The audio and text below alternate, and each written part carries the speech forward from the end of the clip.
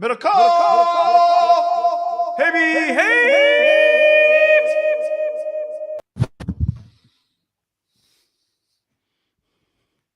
Welcome to the show, everybody. Hello, YouTube. If you're watching on YouTube, great to have you. Subscribe to the channel and hit that like button. If you've been waiting for the beginning of the show, then we appreciate that. If you're watching this after the fact, don't be afraid to do the same thing. Like that, hit the thumbs up, and subscribe to the channel. And if you're listening to this podcast, you are loved and not forgotten. Thank you very much for downloading. Thank you for subscribing. And if you could be so great, thank you for reviewing. Hit us with a 5-star review. Give us a question. In that question, tell us also your favorite bar. The mailbag will return soon.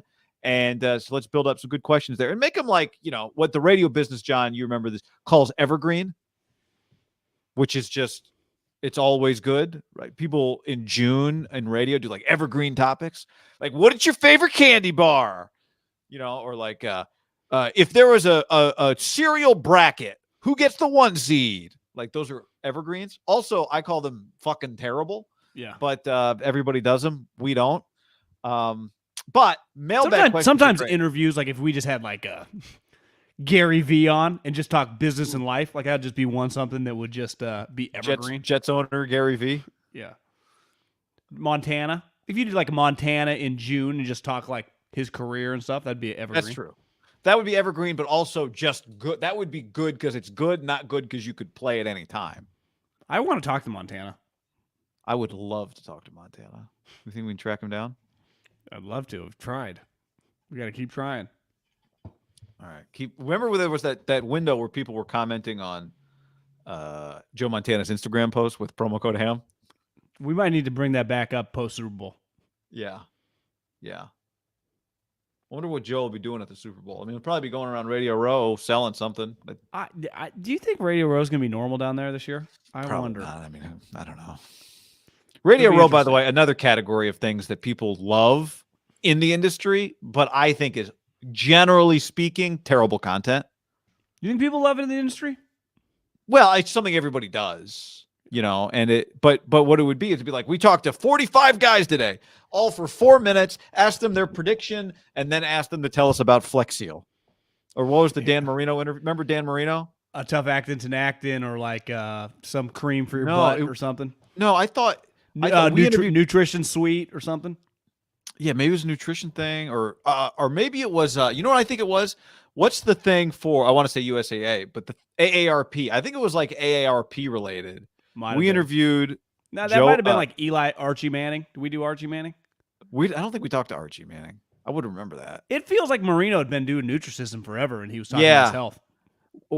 I thought it was AARP. In any event, for the story, our last year in radio, which was 2016. Deuces, bitches. Niners fight on. Tyreek Hill. Niners hosted the Super Bowl, obviously, and that was that year, right? Yeah, 2016. Yeah. There were some arguments that happened that Radio Row week because the station wanted everyone to wear polo shirts with the station logo on it. Yeah, and we refused because we didn't want to be walking around Radio Row looking like radio, schlubs, like every guy in the same polo shirt with the logo on it. Even though no one was doing that, though, there. No, but somehow we became the targets. Greg Papa might have blown up on.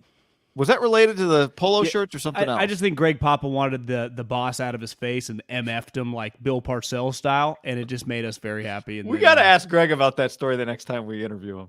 He shot me. I wake up this morning, text. Same. Tannenbaum, contact information. Please. ASAP. He said please to me. Did he say He might have said please. So, yeah. Yeah, I got the same text. I'm glad. I wondered if you got that text. Anyway, I don't know how we got on that subject. Welcome to the show, everybody. It's great to have you. Before we really dive in, let's answer. There was a question here, which I honestly I didn't have much to add, but you had a take on it because you were just at SoFi. Kevin on the stream said, can you guys give your opinion on the Bay Area man that was beaten into a coma at SoFi Stadium after the game? I actually didn't know about it until I saw that comment. I had to do some Googling. A guy who owns a restaurant in Oakland was found, I think, in the parking lot. From what I read, I don't think there was any no one saw the whatever happened, but I think the evidence was pretty clear. And I mentioned to you that somebody asked that question and that I didn't really, it's terrible. It's really awful. but you were just at SoFi Stadium and had a take. Oh, Yeah, and I'll add, there was also a story of a woman who there was a fight in the stands, some drunk people. They fell on her. Her leg gets stuck between two seats. She broke her leg.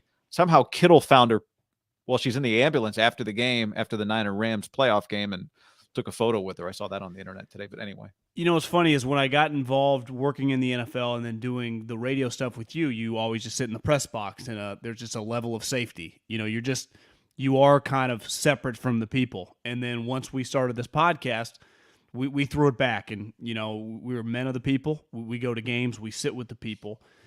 And I would say the one thing about football games that I definitely, over the last 3 or 4 years, been to a couple games at Levi's and Cal. I wouldn't really count that. It's not the rowdiest crowd. Not that you have a lot of room. But this game at SoFi, I never felt I usually feel uncomfortable sometimes in just situations. Just a lot of people are drinking, and there are a lot of people there, and the atmosphere is a little crazy. And maybe part of it is just we've seen these viral videos over the years of the fights that go on.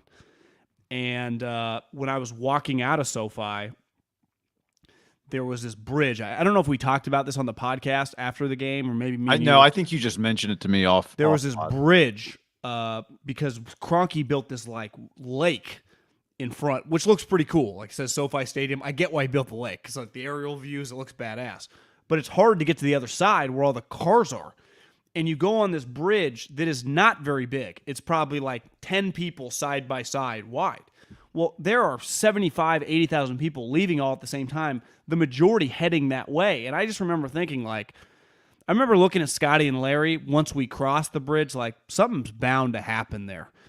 And I'm not saying that this situation happened there, but I always feel very uneasy at games just because the amount of alcohol. Like, I don't hang out with people that get in fights at bars, you know, but I've been in enough situation when I was younger to see that happen. Like, sometimes you're not, you know, you have nothing there. You're just collateral damage that's fucking awful. But I'll tell you this, whenever I've gone to a game, an NFL game the last several years, whether it's at Levi's or this game at SoFi, I always kind of head on a swivel and just ready for something crazy to happen that I can't even control. I'm never that comfortable. In my seat I was this time, but I'd also fucking spent $1,000 on a seat, you know. But a couple times at Levi's when I've gone, you know, just me and Hawkins went on a Monday night, and we were there was a couple people there that I was like, something could happen here. It's not even people wearing other seats. And then we talked about this right before we jumped on. Like, there is going to be a growing animosity. Again, it's you can't even wrap your head around someone being hurt, injured at a game. But I would say a number one thing going into next year is the tensions are going to grow in this situation, right? There's already a natural built-in rivalry, and we don't have that many, I would say, true hatred rivalries like Alabama-Auburn, Michigan-Ohio State, Eagles-Cowboys, like something where it's just like, this is one I think that's going to escalate, don't you think, down there specifically? Because it's going to be like, take over the stadium. Kyle just kind of was how proud he was, and he should be. Like, he said he got chills. But it's just the alcohol that gets intaked at these events is it's a natural built-in part of the sport, right? What's the number one thing people think when they say going to a football game? Where are we tailgating? What does tailgate mean? Drinking. Right. Well, most games, this isn't LSU and Alabama. These kickoffs aren't at 8. Most of them are at 1. So I always say this, like, I'm sometimes shocked that more crazy shit doesn't happen, and it's fucking terrible that this person, the chick, got just knocked over by people being idiots, right? Just two drunk fans, fucking shattered her femur. Yep. I mean, you hate the odds, just given the volume of people when you get 50,000 people together, right? 80. Like something's going to happen, right? Then you go to 80. So, yeah, it's brutal. It really is. Mistura Peruvian restaurant is the name of the restaurant, because somebody said in the chat that it was actually during, like, early in the game. It was 4:00 that they found him. And I just want to mention his name. I think he's the chef and owner of the restaurant, Daniel Luna, Chef Luna. So that's Hopefully it turns out okay. I know. We'll have to keep an eye. Remember We remember the Brian Stowe story really well, right? I mean, well, isn't it kind of still on? I mean, he gets talked about a lot, and Yep. So, all right. The Senior Bowl is going on right now. Did you used to go to the Senior Bowl when you were scouting for the Eagles, or was that not part of your? No, I went twice. Yeah. And we've talked about the Senior Bowl every year. We've had Jim Nagy on the podcast before. Did we have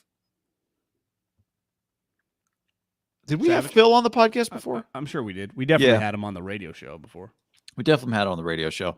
But the Senior Bowl is going on right now, and not every quarterback has to be a senior necessarily. But I think one thing that people maybe who don't follow college football that closely, this is the time of year they start diving into what does this quarterback class look like, and the answer is not great. And I think we talked about it on the show the other day. I think this is going to be a consistent theme for us, definitely for you and me.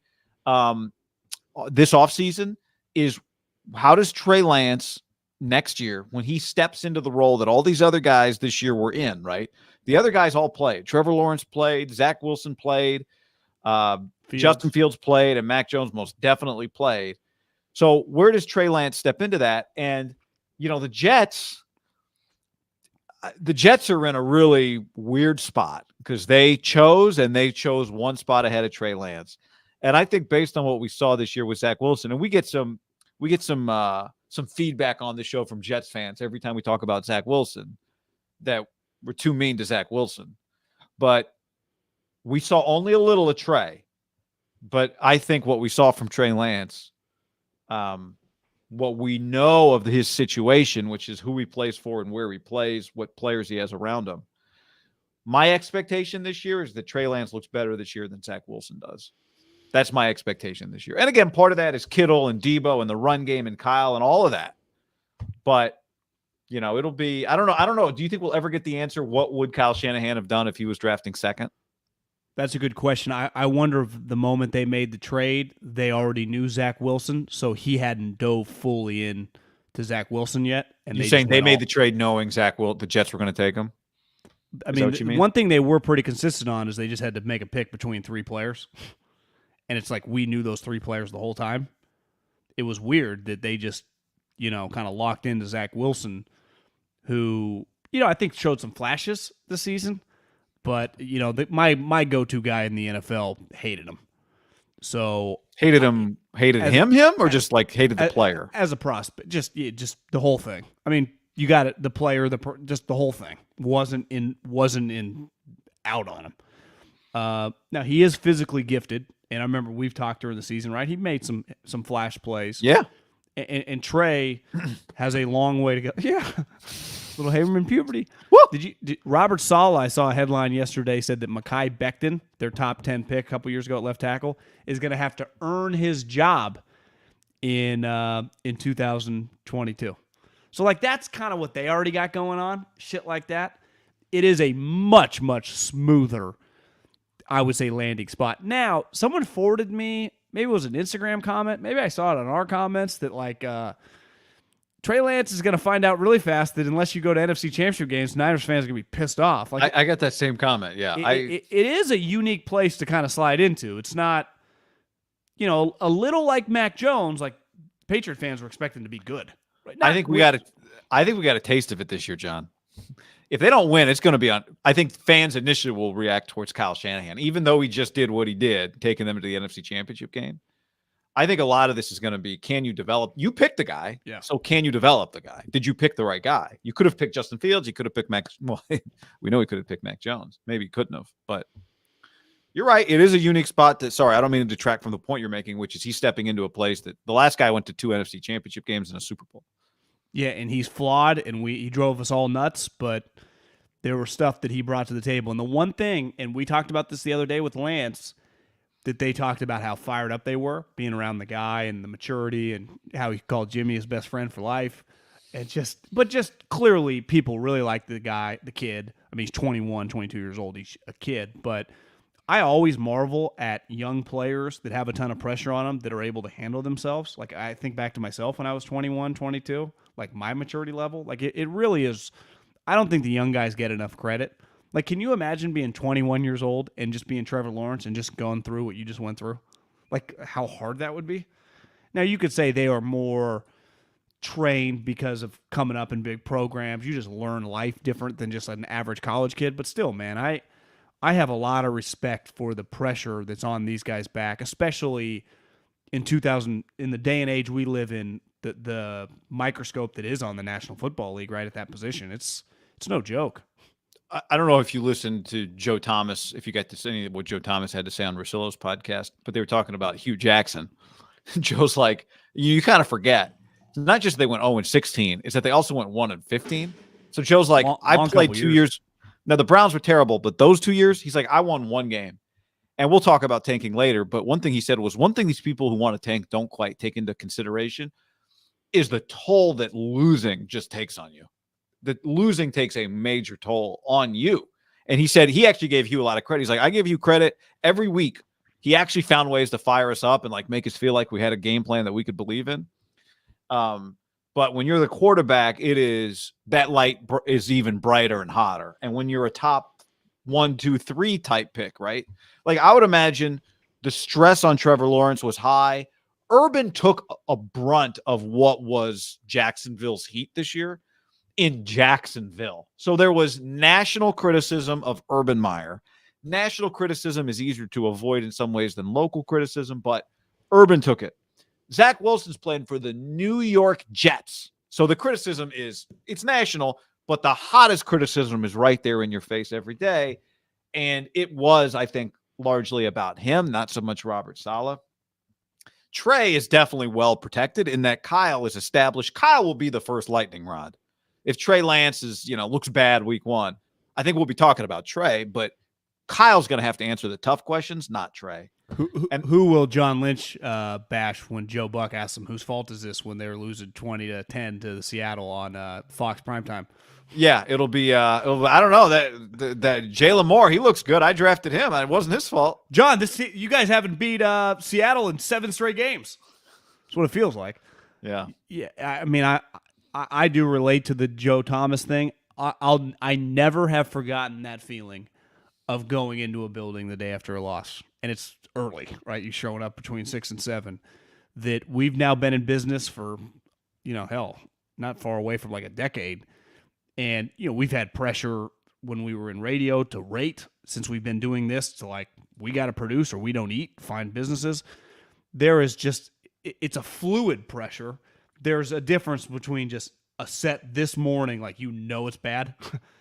It gets better. Like by Tuesday or Wednesday, everyone's chilled. But that initial, I would say till lunch of just everyone, it feels like a funeral. And there's nothing like it. And that there is an element of that, which is always the pushback to like, I don't know how, cover for or just have the young guys avoid it. Like ultimately, Trevor Lawrence and Zach Wilson and Justin Fields have kind of seen it. I mean, Lawrence and Fields already had their coach fired. I would say that Trey had a pretty good front row seat of just seeing the ebbs and flows of like a serious high level season that went really bad and really good. Yeah. Had a front row seat and he got to dabble. I really think that's key that he got to play 2 games. I would not feel great if we hadn't seen him play those.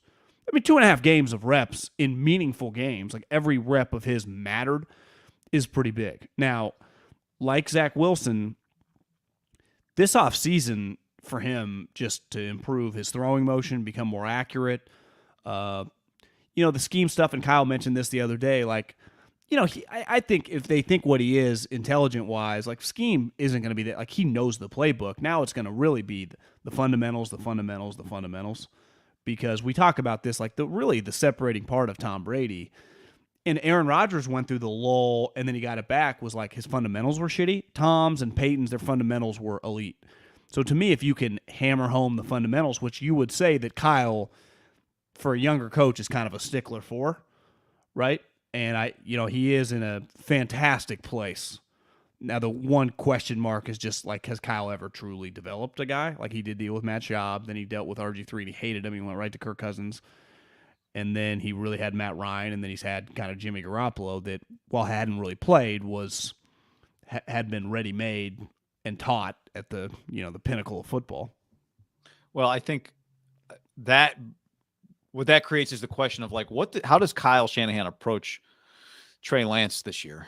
Right. And I'm going to say this year moving forward, because it is this year now. Next year makes it sound like it's far away. This year makes it right now. So let's talk about the football season this year. It's not done yet. There's still a Super Bowl. We're only like 3 months away from just going to a practice with Trey Lance taking the number 1 reps. Competition at every position, John. He'll have to earn it. So I think one thing that'll be interesting is, like, when he coached RG3, what was Kyle's number 1 goal? Kyle's number 1 goal was to win games, right? It wasn't, let's set RG3 up to really be his best self 3 years from now. And by the time he worked with, Matt Ryan, it was pretty well established, like what he was. He took him to another level. The Jets this year, it didn't feel like their number 1 goal was to win games, right? They kind of let Zach Wilson play it out is almost what it felt like.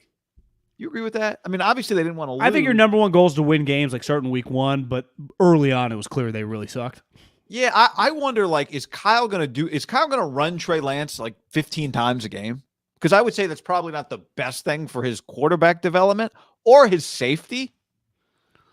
But early on, Kyle might think that's the best way for us to win. I think that's going to be a really interesting dynamic. Look at the Bills. I mean, they were running Josh Allen. He's paying him $150 million. I know. No, I know. And it's now Josh, ideally, I'd say Josh is a better runner than Trey. Ideally, you can do both, and the guy protects himself and he doesn't get hurt. But as you pointed out, Lance did get hurt this year. Slide. Yeah. I just think it's gonna be fascinating to me. Like, what is it? You can't go all in on just quote unquote development. Like, let's make sure you can get a. I don't know. It's a weird. I don't. No, I'd say I put a number on that balance. The OTAs is with a young player, to me, is all you develop. And the older guys, Debo's and the Kittles just get to hone their craft, right? But to me, Trey, development in the offseason is huge. Training camp, it gets harder. But I do think the OTA period, once they get back together, you get to mold a little clay. Ultimately he made this pick. I would say that the biggest area, like this offseason, that's going to be the number 1 topic with the 49ers, right? It's Kyle and Trey. Like, what's it fucking look like? It's not like, is Debo, I don't know, kicks ass, we know it. Like, what's he really doing in OTAs? Who cares? Nick Bosa, they just let him stay in I wouldn't even make him practice. It's just like, right. What is Trey? Trey. It was kind of like that last year, but it was more Trey versus Jimmy. The moment Jimmy gets dealt, it's going to be just relentless. And I do think it'll be fascinating to see truly do they sign a veteran backup? Like, do they want him around, or do they feel like last year was enough and they have enough around him with Kyle already? I don't know. I think you could go both ways. I think having a guy who, and you heard Kyle Shanahan talk about quarterback room. I think having a guy that just knows what it takes in the room is. Well, remember the Jets? The Jets didn't do that, and it was unfair to him, I think. Yeah, what were the Jets afraid of? Somebody being better than him? I just wonder if they don't even. Can Fitzpatrick not be the backup for a good young quarterback because he takes his job like he did in Miami? I mean, Joe Douglas is an offensive line guy and a tough guy, and Robert Sala is a defensive guy. Maybe you don't even think like that. What did Kyle say this year? That's the best quarterback room. Like, I value the quarterback room. Why? Because I'm in it. Yeah, and he was talking about like the camaraderie in the room, not the most talented room. He was talking about the workability of the room. If they do sign a veteran, it's going to be, and I don't know if this is a scheme fit, but it's going to be a Foles type. Like, they're going to want a high-level, good guy, elite character that people swear by. Say one thing for Chase Daniels. You can make fun he's robbing people. People fucking like that guy. Because I've even heard Herbert talk about him. Like, he loves him. There is a value to that. My buddies with the Bears years ago before Nagy got there, their backup was Mark Sanchez. You know why? They're just like, we just love Mark Sanchez. People just like him in the building. He's a positive. Sometimes having a positive guy in a room, who wants to have a miserable guy? Nick Foles' cap hit. Nick Foles' cap hit this year is $10.6 million. He's not a free agent. His dead cap is 7.6. I can see Tyrod. Foles might just be the Bears' backup. Foles. Yeah. Tyrod or Jacoby. I think both those guys would be good options. Foles. Now, granted, he had earned it because he won some playoff games and obviously the Super Bowl, but I would just think about, like, every so often, maybe every other day, just shoot my agent a text, be like, "You the man, bro." Because he got in that contract with Jacksonville, because that contract is still carrying over, right? They traded for it. Yeah. Wasn't that part of the deal? It's like, who can trade part for of why he's not a Foles? Colt. It was going to cost a lot. It's like, Nick, if you don't want to be the third stringer, you're going to have to give some money back. Nick's like, the hell I am. I'll tell you, to me, the number that I got my ring, dog. Guy, the number that tops everyone this year is Tannehill's dead cap is $57 million this season. Let's talk about that, actually, now that you mention it. Multiple sources. Green Bay Packers quarterback Aaron Rodgers is building a home in Franklin. The second thing, a source tells me Rodgers would be, quote, open to joining the Titans. That's all I was told. Open to joining the Titans. And I talked to another source in which at least some of Rodgers' current Green Bay Packer teammates think there is no way Rodgers is going back to Green Bay. All right, that was from Jared Stillman of 102.5 The Game, talking about Nashville. He says Franklin. He knows where Franklin is. It's a suburb of Nashville. And he was doing air quotes there if you're listening to the podcast during his report on Aaron Rodgers. So I think it's like Nashville's Cherry Hill. You know, it's like they're, super nice, big suburbs, a lot of space. I think it's where a lot of the country music stars live. It feels like a good place for Aaron. Yeah. The Titans are not a easy fit, though, based on what you just said, that the number is over $50 million dead cap for Ryan Tannehill. When I went to Ryan Fry's bachelor party in 2018, I remember getting in the Uber, bullshitting with him as he drove me to the hotel, and this guy telling me that at the time, Nashville was the fastest growing city. This is pre-COVID movement, which accelerated everything. It was the fastest growing city in America. I remember him saying a number. It was like averaging 500 people a day. I remember him saying it was kind of crazy. It has accelerated since. No state income tax there. You could just enormous properties, and people really enjoy it. Downtown Nashville. I remember leaving, texting my brother, like, I wonder if we should invest in something here. It's fucking awesome. So to me, building a place there, a lot of people have just moved there. I don't think is that crazy. Like, that just in itself, rich people own stuff. And it would make a lot of sense there. So I don't put much stock into that. I think if Ryan Tannehill wasn't a $50 million quarterback dead cap, the team would actually make a lot of sense for Aaron. I think it would make sense for him to play to say, like, my list, I want to go to the Titans. They're in the AFC, right? You agree the NFC is out for the Packers? Yes. Or just specifically the Niners are out? Like, would they trade him to the Buccaneers? But the Bucs draft picks are so terrible. No, you understand what I'm saying, though. Like, are they just cutting every NFC team out? Like, we are not going to compete against the NFC? Or would they just take the best picks they could get? I feel the Niners are out. When you just say the Buccaneers, like, do the Packers care about the Buccaneers? Panthers? Their picks are good. Now, he's got to agree, too, right? You can't acquire Aaron and have him be difficult. Like, that's do you feel like he'd play for the Bucs after Tom or go to the Panthers? No, I wouldn't. I wouldn't either. So there really isn't an NFC team then, unless it were the Giants. Maybe would he want to play for the Giants? If this team if this team needed a quarterback, you would say, if you're the Titans, why wouldn't you trade 3 1s and 2 2s for Aaron Rodgers, and he'd want to go there, and it would make sense, right? Now here would be my pushback if I'm Green Bay, and part of this is just same thing if I'm Denver. You do that deal. If I trade Aaron Rodgers with the Titans, they were the number 1 seed with Tannehill. What the hell would they look like with Aaron Rodgers? Yeah, it begs the question, which is why don't you trade a team to a team in your conference or a team in your division or your rival? Because you know they're going to be good. Right, but I mean, ultimately, he's Aaron Rodgers. Wherever you send him, they're going to be good. They might be in the Super Bowl. It's like, do you want to play Aaron in the NFC Championship game, or do you want to play him in the Super Bowl? Well, if they trade Aaron Rodgers, what are the odds that the Packers win the NFC Championship game? Well, you'd argue then the most valuable pick you're getting would be this year's pick the day you trade him, right? The pick you already have the number to, because I think you have to assume the numbers are going to go to the 20s moving forward. Right. Well, are you trying to win this year if you're the Packers? Well, I Jordan mean, Love are ready you to do doing a that? double whammy? If Aaron's gone, then to me, is Devontae probably gone too? And are you just going to have 6 1s over the next 2 years and 2 2s?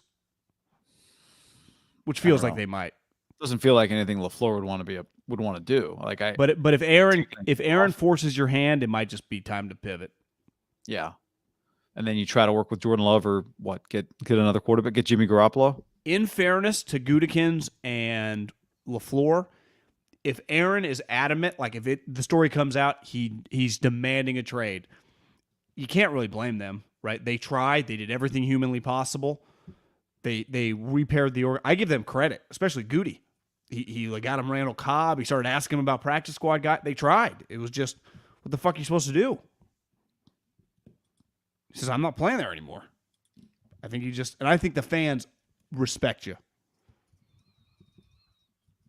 Yeah, I mean, I don't blame the Packers either for being in this situation, but I think the question becomes, do you take the best compensation you can get, or do you keep them away from you? And if you're going to rebuild, then you could argue you just take the best compensation you can get. And if that happens to be the Vikings, then you just do it. Like, was it really that bad that Brett Favre played for the Vikings? No, but they had Aaron Rodgers, right? So if you believed in Jordan Love, different though, wouldn't you say? Because he was older. You trade him you couldn't trade him in the division. Yeah. I know this. If the NFL was the NBA, the Titans thing would be realistic because you'd go FedEx, rich, they own the Titans. Who cares about a quote unquote cap? It's a soft cap. We'll incur the $2 million penalty for every $1 million over, whatever. But it doesn't work that way in the NFL. $57 million is a huge hit if the cap's 210, right? Yeah, you can't just outspend the cap, right? Like you can in the NBA. No. I would say if there was that little $30 million extra that you could pay, you can't go over. Like the cap is the cap in the NFL. It's hard capped, yeah. 57. To me, if that number was like 20, I'd be like, well, they'd be in play. 57's too big. I think they're stuck. John, 57's too big. His 38.6, that's just his cap hit as the quarterback of the Titans is too big. How much is he making? Well, 29 base, 5 signings, so 34, plus some restructure, 4.6. Cap hit 38.6. I think the worst thing you can do is just pay a non-max player max money. Yeah. And even though this isn't the contract, I think is relatively short, it still hits you for these 2-3 years where they would pivot if they could. Remember when they signed him too? It was like they're in the Brady drama. It's like, oh, were they going to get Brady? And then all of a sudden they extended him. Dumb. God, he'd be perfect there. Honestly, the AFC South is a little bit like the NFC North. Worse at the bottom, though. Texans and Jags. I feel like Tannehill then would go to. He feels like he'd be a football team guy. He would have a market, right? He's still better than most Texans.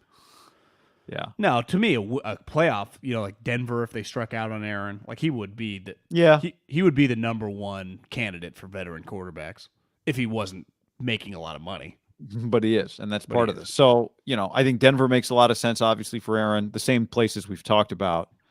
There's not that many spots, as crazy as it seems. Now, most teams, if you eliminate the NFC, the Bills are out, the Bengals are out, right? The Chiefs are out, the Chargers are out, right?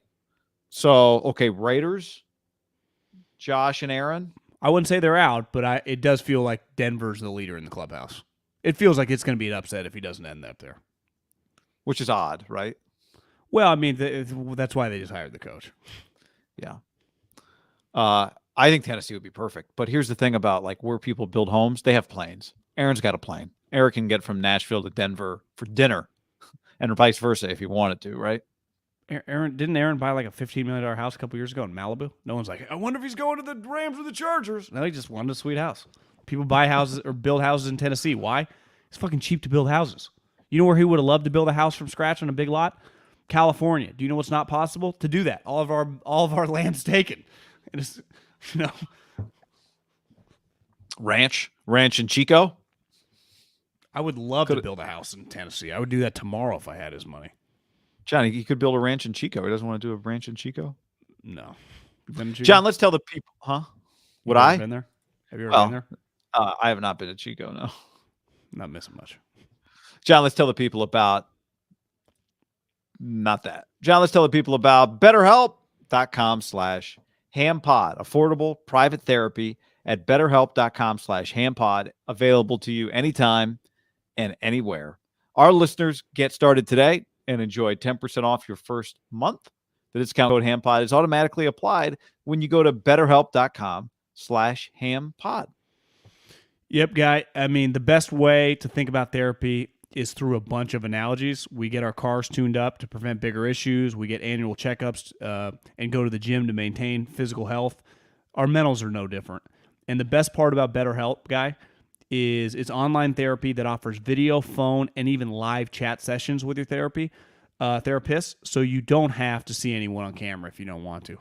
It's much more affordable than in-person therapy, which anyone that's ever been knows that can get really, really expensive. Why invest in everything else and not your mind? So true. We invest in literally everything from the way we look to, paying a lot to go to gyms to, where we live.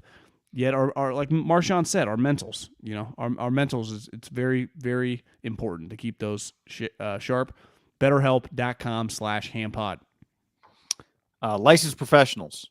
Okay, licensed professional counselors. They specialize in depression and stress, anxiety, relationships, sleeping, trauma. So it's not self-help. It's not a crisis line. It's professional counseling done securely online. You can send a message to your counselor anytime. You get timely, thoughtful responses. You can also do scheduled weekly video or phone sessions, all without the uncomfortable waiting room. So betterhelp.com/HamPod. That's BETTER help, HELP.com/HamPod. Do it. Go get it. The Aaron storyline is going to carry us. The Trey Lance preseason this year is going to carry us. There's a lot of NFL draft is going to carry us. Tanking right now is carrying. I think the NFL should, get a lottery, but the Dan Snyder story, the Commanders, Brian Flores. There's a lot going on right now for a Super Bowl bye week. So let's get into some of that stuff. The Commanders, stupid name or good name? Well, I think we both agreed we like the football team. Why did they change? Why didn't they just stick with the football team? The jerseys look good. A lot of people do it in the EPL, just the soccer club, just be called. Very progressive soccer. Yeah. I don't know why they were so dead set on changing. And I do think it's kind of easy to make fun of. I saw a lot of people on Twitter like they were anti-Redskins, so you just pick the people that were in charge of taking them out, right? It's like, if you really dive deep into it. That joke. But it's like, what? It's an easy one to say, but I don't know. I think it's kind of stupid. I think the uniforms are awful. I don't like the name either, but I think the uniforms are awful. I've seen some people say they like the new W logo. I think the uniforms are bad. I liked football team. The more I thought about it, though, there was a basic problem with football team, which is the reason that your name is football team is because your other name basically got forced to change your name. Commandos would have been better. Commandos would have been sweet.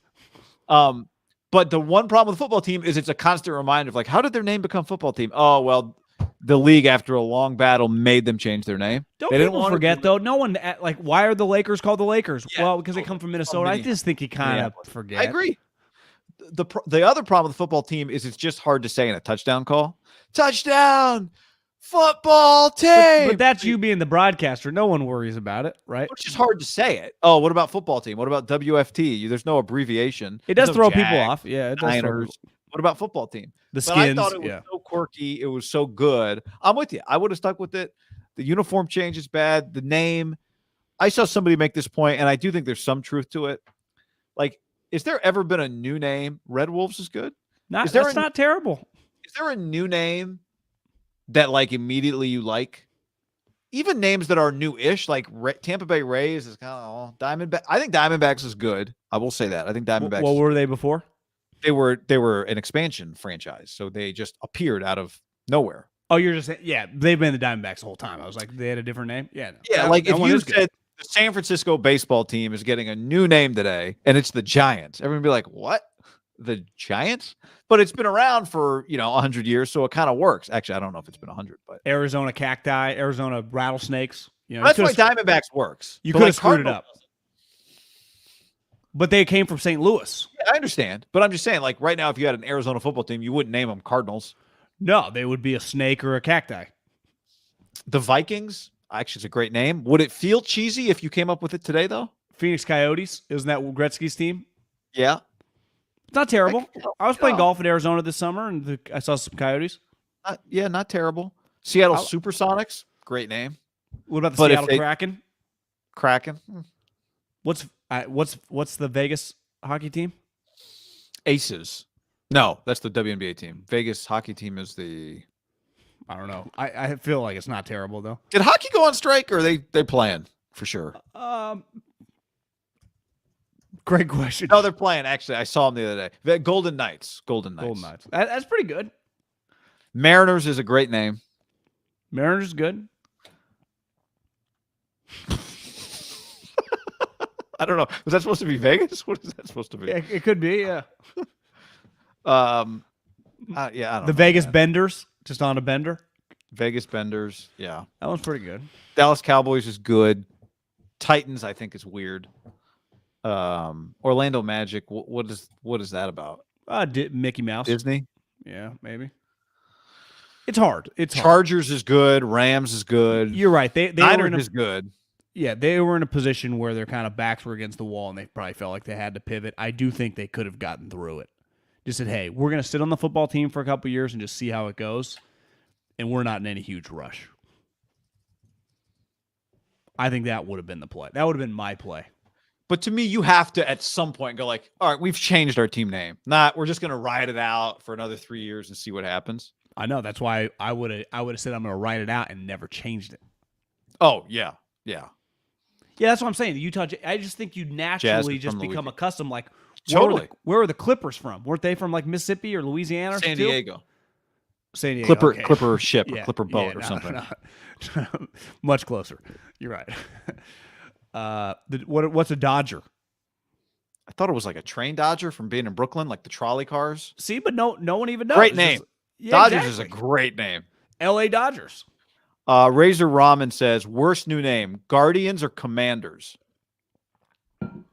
They're both Guardians. They're both kind of the same, aren't they? Yeah, they feel the equivalent of each other. Yeah. Not feeling either one. Snyder's?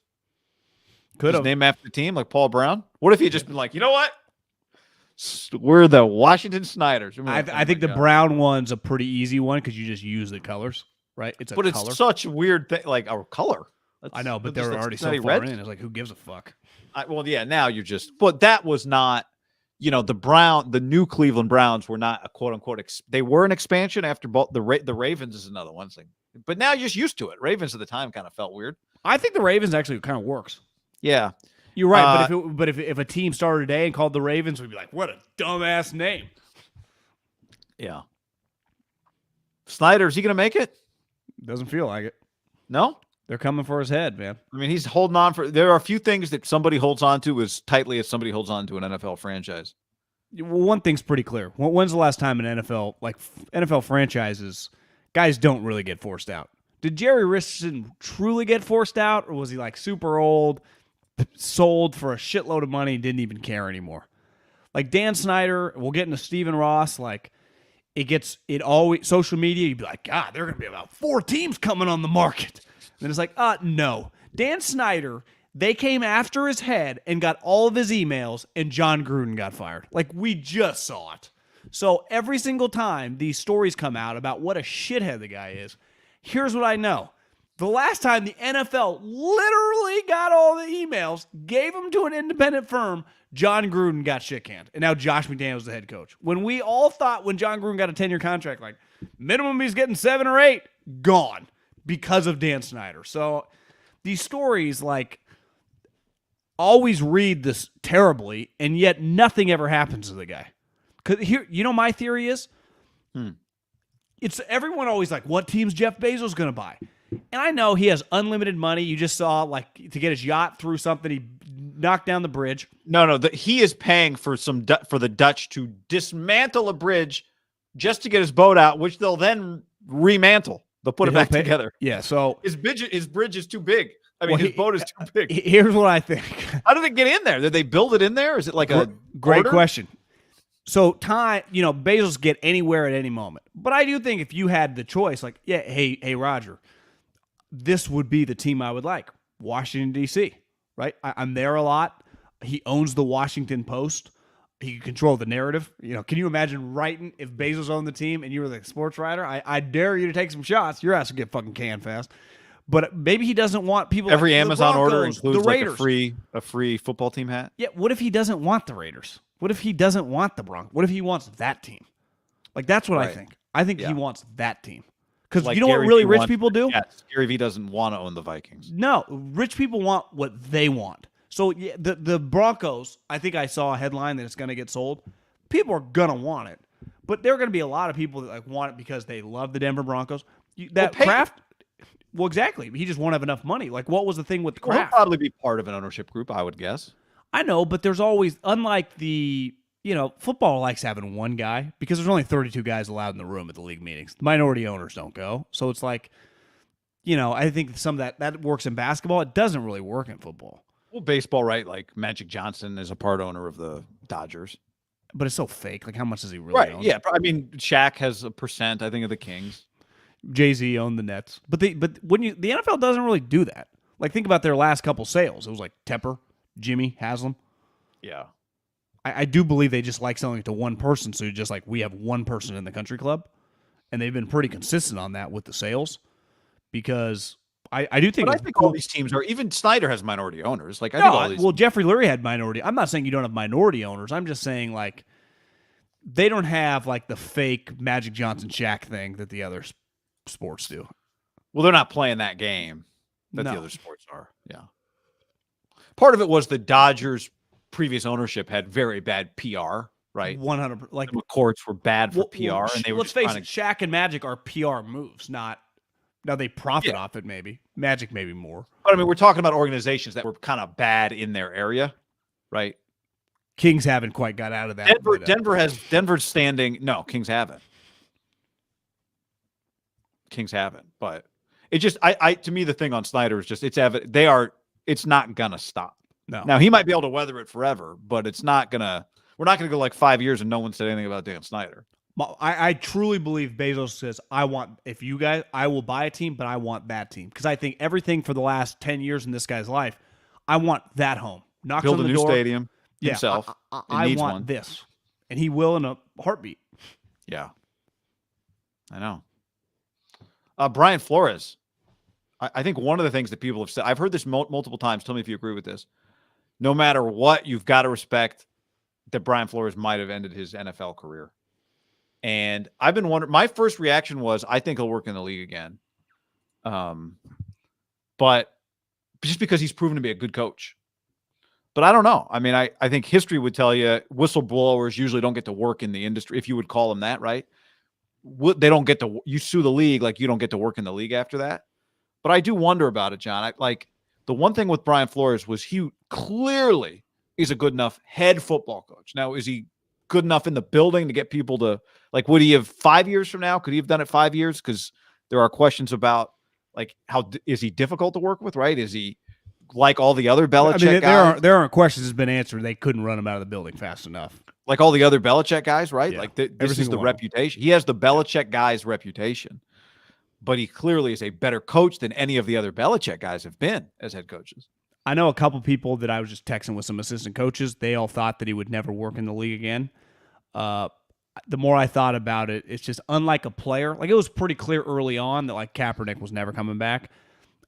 I'm with you. I thought about it. My first reaction was that too. And then the more I thought, like, I think there's a decent chance that he is a coach again. Now, it might have to be an assistant coach again before he's a head coach, but just, he's only 40 years old. Do you think him and Bill could work together after I wonder if him and Bill could work together after the text, but yeah, that's a tough one. I mean, he didn't. I didn't read the suit. I know you did. Was that the leading? Is that how it started? it's pretty early. I've got it here somewhere. It's pretty early in the lawsuit because it seems like that was the straw that broke the camel's back for him. And I can't understand, right? If you go into an interview knowing that they've already made up their mind not to hire you, that would be a pretty, I think, emotional thing. I agree, and the one thing he wrote in that is that it was a dream job. My only pushback would be they just hired a general manager who's coming from Buffalo, and it was every single human had been talking about Brian Daboll. If this guy got a job, Brian Daboll is going to be his head coach. So I don't know how you'd be totally shocked. You know, like clearly there are sham interviews going on every single year, all the time. It happened. You know, Mark Davis took a lot of shit for his sham interviews with T. Martin and some of those guys once they hired Jim Harbaugh. Or not Jim Harbaugh, John Gruden. John Gruden. That they had already hired a general manager, right? That'd be my thing. And I had been told by people in the NFL that like John Mara, because he loves Belichick guys, really wanted the GM to talk to him. But this guy had already been dead set on hiring Brian Daboll. And I also think I think some of the reaction has been about like knowing about jobs, especially from the media, has been a little disingenuous. I think in different industries, you just know things. I'm not saying Brian knew. I understand where he could be really mad. I mean, I don't think anyone told him, like, Daboll has the job, even though he knows all these guys, right? Him and Daboll had worked together forever in New England. But, I can put in my own shoes twice, once with you and once in the NFL. I knew I was fired before I was fired. I also knew the person replacing me before I was fired. I think in certain jobs, in public jobs, there are just a lot of well-known things that are going on even while the sham of it all. Like I had to keep working even though I'd already been replaced. Yeah. And I think the NFL is an example of that. And I think pro sports in general of just a lot of just shams for optics that happens. And I understand like why he's fucking mad. Well, that kind of goes back to Mark Davis's point, right? Like if I've decided I'm hiring a coach, why am I going to disrespect another coach? I think this is where Mark Davis is coming from. Disrespect a coach. Make a coach feel the way that Brian Flores feels by interviewing them when I know I'm not hiring them. I think that's been Mark Davis's point. He hasn't said it that way necessarily, but I think that's been his point. The league knew it had a hiring problem because it created the Rooney Rule. And then it knew that the Rooney Rule wasn't working because it updated the Rooney Rule. They punished Mark. 2021, they updated the rule again. Now, the minimum was 2 minority coach interviews for a head coaching job, not counting your own internal candidates. And so they know they have a problem. And to me, there's a lot of things I read the whole document on Wednesday night. There are a lot of things in there that are not, Eric Bieniemy not getting a job, right, is not new information to us. There are a lot of things that, as they make the case, that are pieces of information that are arguments people use all the time. I thought the most damning thing, again, is something that everyone knows. They just put a photo of every NFL head coach in the lawsuit, and it's impossible. It's not hard. It's impossible to ignore the fact that the league has one black head coach right now. That is the part that is just. It's you can't explain that away. Now, I also think it has not a lot of black offensive coordinators. I think as a part of that, there are more black defensive coordinators than offensive coordinators. But I think offensive coordinators, we can probably find exceptions to this, probably tend to rise faster, or offensive coaches at least tend to rise and then become head coaches faster. So I don't know how you solve that. That's my ultimate problem. I don't know how you solve it because clearly the Rooney Rule is not a solution. Especially to go back to Flores, John, if you're a guy like Brian Flores, Brian Flores doesn't need his name out there. Brian Flores doesn't need to be in the hiring cycle, right? Brian Flores doesn't need the experience of a 9-hour interview. He doesn't need that stuff. And so that's where you go, wait a second, guys. Like, I get who this is intended for, but this is not intended for me. This is not intended for me. And I can, if I put myself in his shoes, understand that act specifically. I can understand how it would set him off. Yeah, I mean, one thing that just follows him that everyone in the league talks about is, and this goes back to the Belichick guys, is he was miserable. People fucking despised him in that building to work with and for. And firing coach, people couldn't stand the guy. And, a lot of these guys, like Brian Flores, if he wouldn't have sued, like let's just assume he never works in the NFL again, would not only have not, he would have worked in the NFL, he would have got another opportunity for sure. Now, I saw he had some quotes, like he understands what he's doing. But several other African-American coaches, they got fired. You could argue wrongfully, right? Caldwell, Dungy.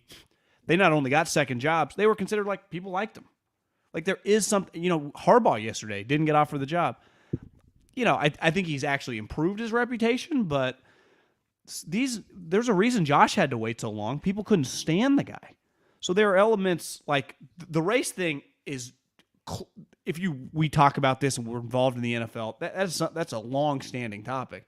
And then there's the topic of just like the guys that get fired for being truly assholes and are, ultimate. He didn't make the playoffs. And it goes back to them trying to get him to tank and him refusing to tank. And that tanking, like, let's face it, it's not just, random tank. That tank cost them Joe Burrow. And they ended up taking the little fucking quarterback with the weak-ass arm and fucked up and didn't take Herbert. And then they couldn't make the playoffs. And I thought, like, listen, Stephen Ross, clown. But if I own the team and I want him to tank, even separate from the $100,000, I understand, like, not being able, like, regardless, some coaches are assholes, being able to look at them straight. Like, you won, guy, they were 3-11 with 2 games left. The second to last game, they played the Cincinnati Bengals and won in overtime. And I had been telling you all year long, like, it's your first year on the job, tank. And he refused. And then a couple years later, I'm watching this little quarterback that we all hate. Even Brian Flores hated him. He's screaming at him all the time. Well, reports, like, I get where the tension, started from the management. Because I don't even think Stephen Ross cares whether you're an asshole or not. Just wants to win. Right? They blew it up for a reason, and he didn't go through with it. And that's obviously, assholes keep their jobs if they win. And his best path to winning was losing first. I think the thing was specifically with Stephen Ross, as it relates to tanking. I can also understand Brian Flores being on board with tanking, but not being on board with you're going to pay me $100,000 to coach these games differently. But you were already 3-11. I get it. No, I understand. Once you get to 3-11, to me, there is I can't have a normal conversation. I can understand week 2, we're 0-1. Like tank it. Like I completely get it. We talked about this with Bosa thing. They got very, very lucky. Imagine if they had fucked up and not got Nick Bosa, where they would be. They would not be where they're at. Yeah. Like tanking, I am anti-tanking to my core, but I am not anti-losing at the end of the season when you suck. Yeah, no, I know. You've been consistent with that. Mike says, could have taken Herbert still. I think there's 2 separate things going on. One, and I will if you told me that Brian Flores was adamant we should take Herbert and the other guy wanted Tua and he won out, I'll defend.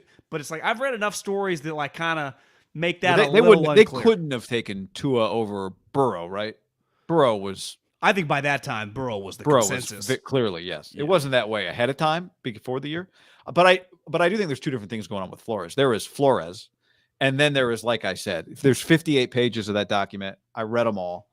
The photo of all the head coaches, and this has been if you took any photo of any given year over the history of the league, right?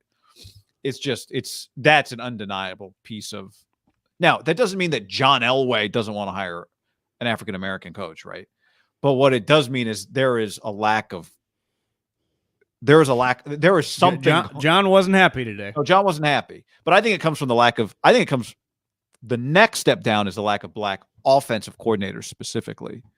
And then you keep going down the list. And some would say, well, you go to the top, like there's never been a black owner. And so, if you assign blame or credit for anything, you generally start at the top, and it's going to be hard to fully have any sort of change until that part changes. And that part, like I said, we do have 5 in the last 2 years, 5 African-American GMs. They've all hired white guys though.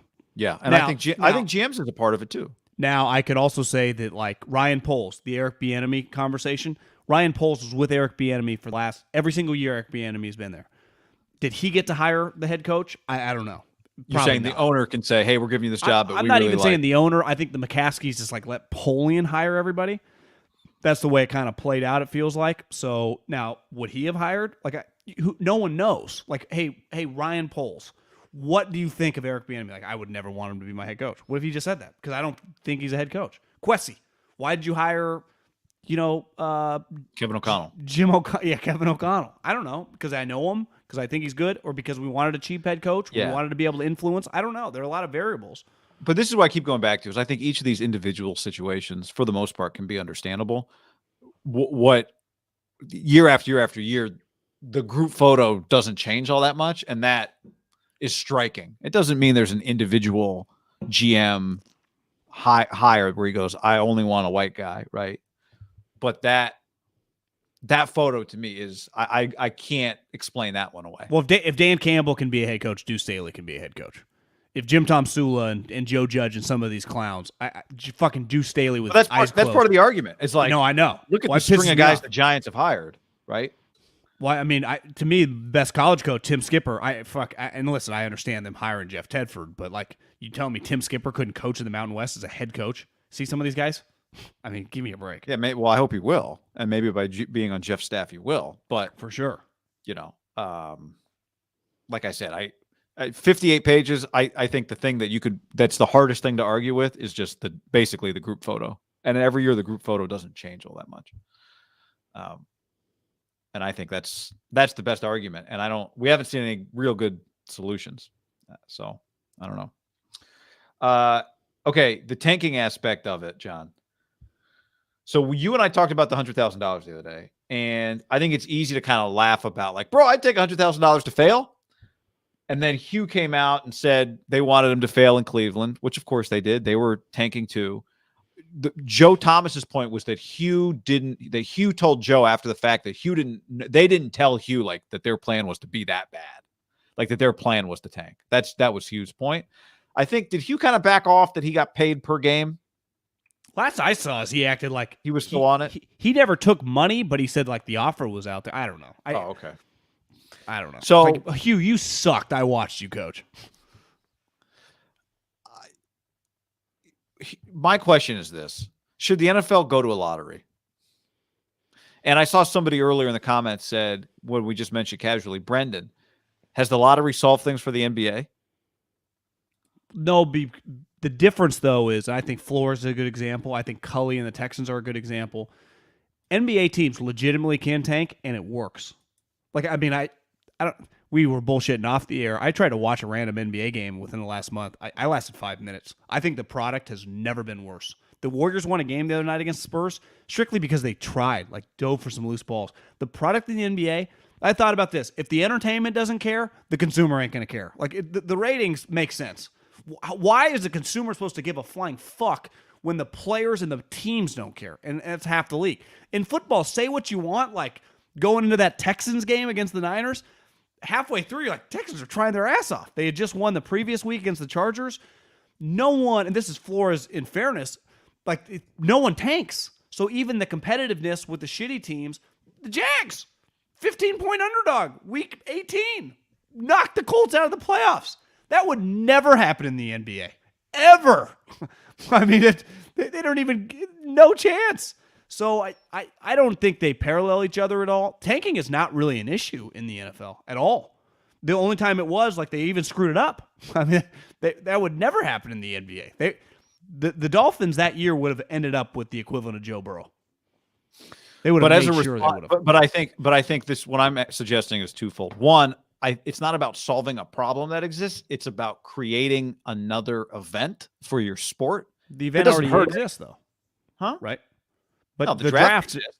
Yeah. But the ping pong balls, baby, that's a whole other night for the NFL. I think it creates a little drama on that night. Is this a problem? Well, you do have a problem if this thing with Stephen Ross doesn't turn into something else. But I would say the Dolphins that year, they tried to tank. It was clear. And the Browns, like, there had been two teams over the last couple decades that truly tried to bottom out. But my point is the NFL going to have to do something to prevent anybody from thinking their owners are intentionally trying to lose games, right? Tanking, we talk about all the time. Every fan wants their bad team to tank for the number one quarterback. But actually putting it into practice on a Sunday by incentivizing your coach with money to intentionally lose a game is a gambling problem. It's a problem for people who pay money to come see that team play. Well, we found out the guy didn't listen, right? Yeah, but it's not the point. I just think the NFL might have a problem. They might not. I think everyone right now is like, is Congress going to get involved with Stephen Ross? We'll see. How about we just fucking fix inflation and fucking the cost of my steak before we figure out the inflation? But yeah, that's a separate. But antitrust issues become topics. All right, everything has a place. There's enough time to talk about all this stuff. But he wasn't paid, right? I thought that was the thing. But again, I'm saying a lot of people are jumping to the conclusion that this is going to become a real congressional issue. I'll believe that one when I see it. But the NFL might just have some PR pitch, which is what's the drawback to a lottery? I have not heard a good explanation for that. There is no drawback to it. Who cares? What? It's unfair for the 5th worst team to get the first pick? Honestly, I'd prefer it for the teams that try to make the playoffs and are actually bad. I think incentivizing tanking in any stretch is an awful thing for sports. Like, I think it's terrible for the NBA. You got fan bases the Kings been trying to get bad or get good. They can't figure out what to do. The Sixers did it, and it actually worked, but it took a long time, and it made for a really bad product for 4 years? That's the thing. The Sixers pulled it off. People say the Sixers, they tanked, it failed. They haven't won a championship. I would argue it worked. I would argue it did not work at all. It got them Joel Embiid. Yeah, they lucked into it at the 3rd pick because he had a back injury, and then the guy they took number 1 has quit on the team. They took a couple of the wrong players, Simmons, but big picture, they went from terrible to good. The Sixers, I mean, it's inarguable. They got good. They didn't win them a title. They might have picked the wrong players for a long-time franchise. It'd be one thing if they tanked for 1 year to get a guy. They tanked for 4 years to get like 5 players. It's terrible, but they went from terrible to good. I mean, I don't know. That's what you're trying to do. They got good. They became championship contenders. Yeah, I mean, to me, the levels in which they did at the length, it failed. Well, it failed because it's so painful to do, but the guy who did it was right. And they're in shambles right now, and they haven't been able to get over the hump. Yeah. But the guy who did it he was like, this is the way to get good again. And he was right. They got good again. Now, I don't think it's worth the pain. That's my point. But he was right. Well, he missed on the picks, though, guy. Joel Embiid is one of the reasons another guy good. picked it. Yeah, but he lucked into the 3rd pick. Like that was he didn't even get the number 1 overall pick. He didn't even tank correctly. I think the philosophy is pretty well established. It's why everyone else tries to do it. It's just, to me, not worth losing for 4 years. But getting bad to get picks to then get good, the Dolphins knew what they were doing, and then they've drafted the wrong players. Yeah, to me, it's even separate from that individually and them. It's not worth it for your product. So many teams are doing it now. It's like hard to watch. That too, right? Like everybody has the analytics. The NFL does not have that issue. The Texans going at that Niner game, like people at halftime, people like, this is a little too close, right? I think it's good for your sport to just remove as much as you can that. Now, the person who commented earlier said, well, it hasn't removed it for the NBA. True. I think you could even argue to increase the chances that like your 10th best team, because the NBA model is number 1, number 2. Remember, they changed this a few years ago. Number 1, number 2, number 3 have the same odds of getting the first pick. And it's kind of worked. I don't think the worst team since they changed it. Let's see here. The Pistons got the first pick. They were the 2nd worst team. The Timberwolves got the first pick. They were 3rd worst. New Orleans was 7th worst. I think those are the 3. That's the 3 years that they've done this. Before that, the worst team got the first pick, despite the lottery, won 3 straight years. So it doesn't always work. I think the NFL's in a pretty good spot. But you're right. Well, I mean, this conversation. of course they are. I just mean this conversation is going to create conversations. I mean, this topic of Stephen Ross paying and the Hugh Jackson getting involved. But I think they can just threaten, like, we will do, and then nothing will happen. Yeah, I think it's likely it doesn't become like the smoking gun that that some people think it's going to become in terms of like, I'm not talking about racial inequity. Flores claimed he has evidence of the 100K. Claimed he has corroborative evidence on the 100K. Not that he took it, but that it was. Does that change the way you view the story? No, I'm just saying like that to me makes it like much more interesting from the NFL side having to fight. Like it gets fucking then interesting. Yeah, I'm just saying I could see a point where they arrive at a place where they need to act like they are preventing this from happening. Yeah, I doubt it because they won't want to copy the NBA because what the NBA has done has failed. Like they won't want to get into the whole thing because tanking hasn't really been an issue in the NFL ever.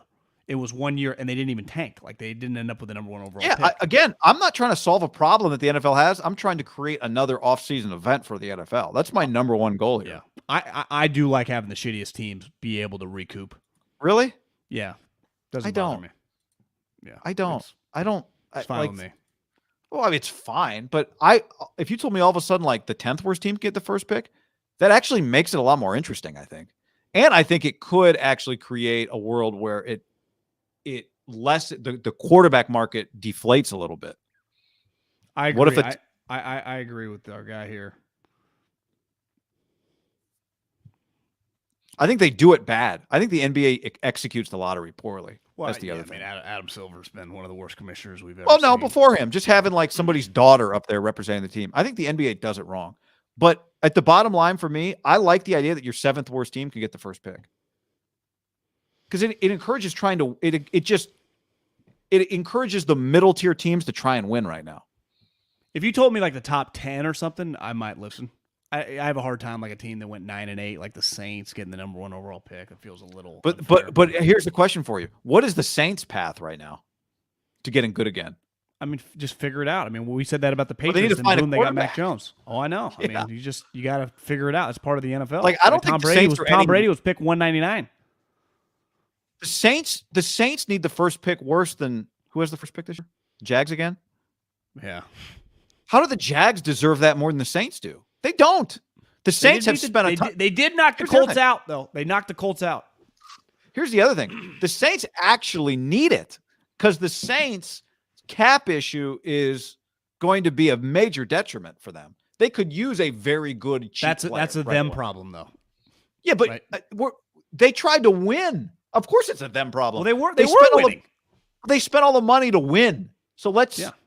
the Jags have been just shitty, and that's why. But they're every here. team would have spent all the money to win if they were winning with Drew Brees. Well, of course, but what I'm saying is then it creates a situation where it's harder for you to get. Why should it be any harder for the Saints than it is for the Jags? Because they spent money and now the dead cap comes back to bite them. Because one team's drafting 1, the other's fucking drafting 19. Yeah, but why do the Jag? You said the bad team deserves it. Why do the Jags deserves the deserve it more wrong than one? Saints? I don't even. It's just they're the number 1 pick. Like whatever, they fuck it up all the time anyway. I know, and that's what I'm saying. I don't have any sympathy for the Jags. I don't either. I should don't be give a drafting- fuck about the Jags. Well, yeah, so they have no more right to the first pick than the Saints do. Like the more I think about it, the more I hate the fact that the Jags just draft 1 again. Congrats on being a terrible organization, while the Saints have been trying to win for the last 20 years. Well, Saints have been out drafting them for years, not even drafting that high. Forget that. The more I do this, the more it has nothing to do with Stephen Ross. It's just Well, Stephen Ross was right. I mean, that's the thing. Stephen Ross he was absolutely 100% right. Stephen Ross was trying to lose to win. His coach fucked him. There's no way around that. Like that is that was never. I mean, it's one of the most criminal on-field actions in the history of the league. Those last couple games, and looking back, when I saw that it was the Bengals in OT, I was like, that one. Joe Burrow's in the Super Bowl. Yeah, The Super Bowl. Bad. You But don't shake that. The more I think about it, the more I hate the worst team just gets the first pick for being terrible. Congrats on being terrible. You sucked. Here's the first pick. Been working out pretty well ever since. Yeah. What do you mean? I'm just saying they've been doing it for a long time and not having issues. Yeah, it's not everything has to be broke to fix it. I only started thinking about it because, people the conversation comes up with go back to regional drafts. Because the conversation's been coming up with Stephen Ross, but I mean, think about what does our top 10 look like this year? You should lead that charge. Well, I am. I just brought it up today. Why not? See if he gains any traction. Well, it probably won't. But to me, it's just Jacksonville, top 10 is Detroit, terrible. Houston. Yeah. Jacksonville, That's Detroit, shitty. Houston. Why do we want The our best players playing for Jacksonville, Detroit, and Houston? Ugh. This draft sucks, though, so who even cares? Oh, I know. It's any individual year. But it's like, I mean, if you told me that somehow a football team could get the first pick, I'd be like, you know what? That team's been trying. I give them the respect. Thing is, Houston and Detroit also try. And like you said, Jacksonville won at the end. But They literally knocked the Colts out.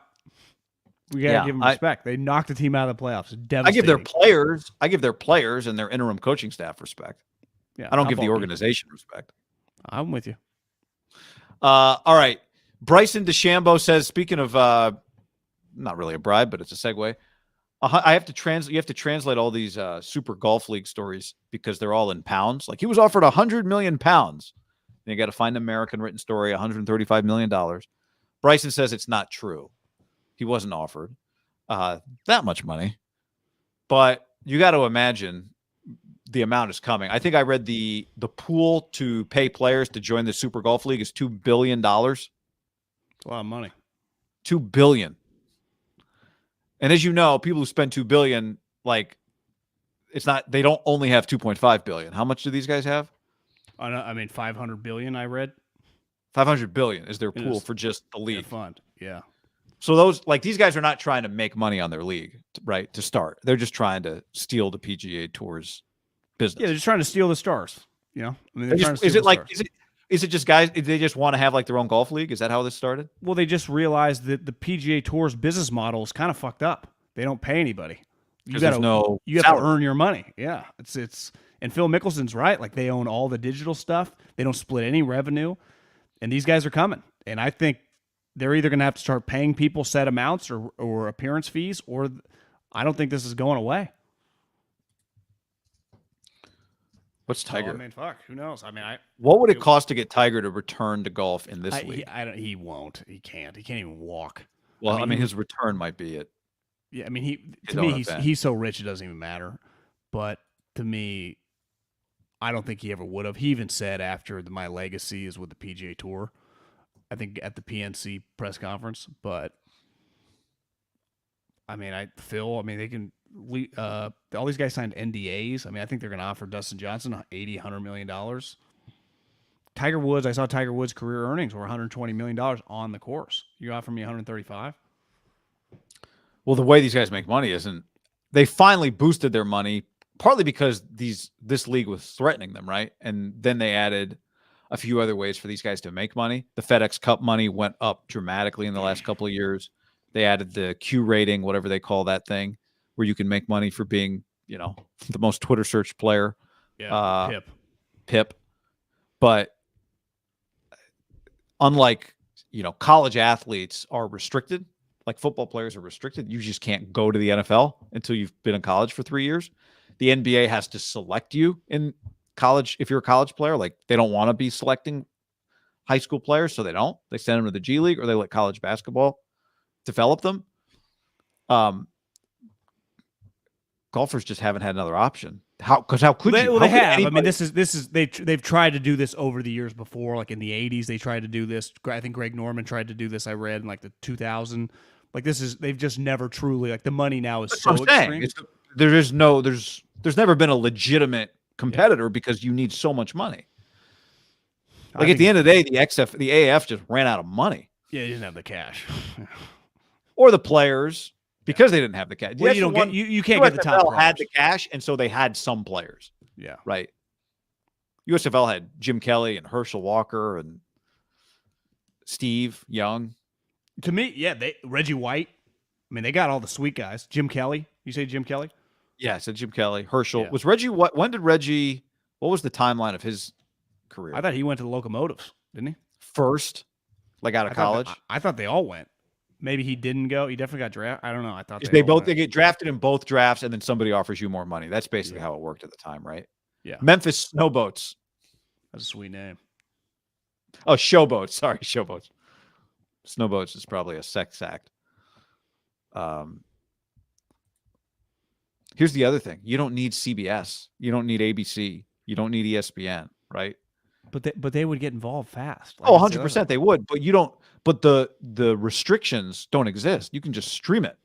Oh, Dustin Johnson's playing on a $3 stream, or some guy I've never heard of is playing on CBS. I like golf. Which do I watch? Well, I think CBS and NBC would pivot so fucking fast. Our heads. They would, because that's what I'm saying, though. They would pivot because the competition. It's too easy to compete with them if you've got the stars. It's no different than Apple Plus. Like, what do? We got to create some content. Well, let's pay stars a bunch of money. Netflix, what do? We need to create some content. Let's just give Dave Chappelle $50 million. I mean, it's a tried and true formula. Yes, I think it's going to work. What already is. Well, they do need to get someone to do it first. You're going to need these guys to do it. Well, I mean, what's the PGA Tour's move at this point? I can't offer more money. Yeah, short of that. Yeah. But what's the beauty of golf is, like, you tell me I'm on salary? Because the salary's good. No, I know. It's better than missing the cut, although sometimes missing the cut is good. What's our final Jim Harbaugh evaluation? Wasn't offered the job and wanted the job. Was not I fall on wasn't a match with maybe asked for too much and put the Vikings in a position not to want to hire him. Have you seen anything today? No, beside what Feldman wrote yesterday. I just think they didn't want him. They didn't want him to hire. They didn't want to hire him. That's what I think. I mean, fuck. I don't know what else there is to think that they ultimately. Well, I'm saying there's a difference between not wanting to hire him and being open-minded to hiring him, and then he says things like, I want personnel control, and going, well, now we don't want to hire you. We can't work with you, Jim. Yeah, but he was interviewing with the general manager, right? Yeah, but it could be like, Jim, what does this look like to you? Tell us your plan. And Jim's like, well, I'd have personnel control. And the general manager's like, no, you're not. Yeah. I mean, great question. I don't know why Quessy would want Jim Harbaugh. But I think you might think he's the best football coach. Yeah, but he went with this guy that's 36 years old. I mean, right. What I'm saying is, though, he might think Jim's the best football coach. If I can do what a GM does and be Jim's boss, then that's a great combination. And Jim goes, the hell, you're not going to be my boss. Yeah, I mean, they were talking to each other for 9 hours, though. That's a long time. I know. So it's a little bizarre. Yeah. All right. Thanks to everybody for hanging. Don't forget, hit that like button on your way out the door if you're watching the YouTube. As always, we appreciate that. And we'll keep it rolling.